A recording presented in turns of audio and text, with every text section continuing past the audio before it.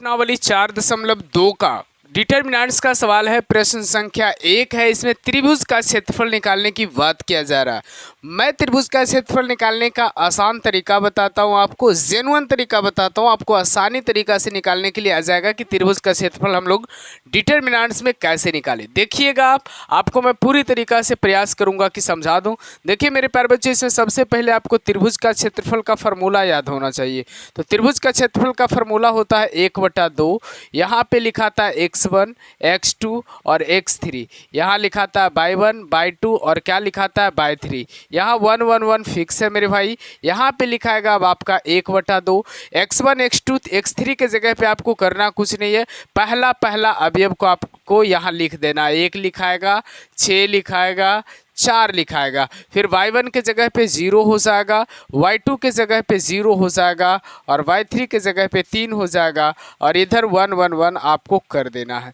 उसके बाद त्रिभुज का क्षेत्रफल निकालना है मेरे भाई। तो आपको जो है आपको R1 के सापेक्ष, R2 के सापेक्ष, C1 के सापेक्ष और C2 के सापेक्ष विस्तार करना है। तो मैं विस्तार कर देता हूं किसके सापेक्ष? मैं यहाँ पे C2 के सापेक्ष क्या कर देता हूं?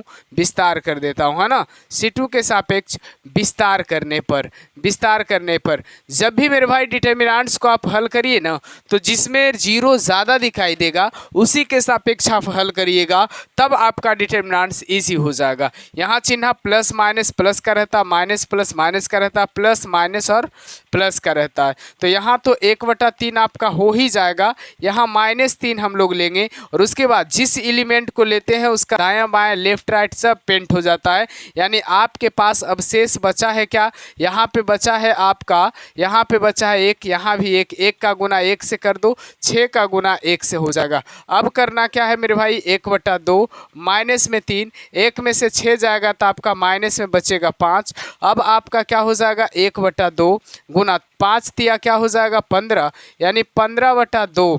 वर्ग इकाई लिखना ना भूले बच्चा, लास्ट में आपको वर्ग इकाई लिख देना है। क्यों लिखना है? क्योंकि कभी भी क्षेत्रफल नेगेटिव में नहीं होता है। अगर क्षेत्रफल का मान नेगेटिव में आता है तो आपको पॉजिटिव में लिखना है, क्योंकि क्षेत्रफल के मान नेगेटिव नहीं होता है, क्षेत्रफल के मान हमेशा पॉजिटिव होता है।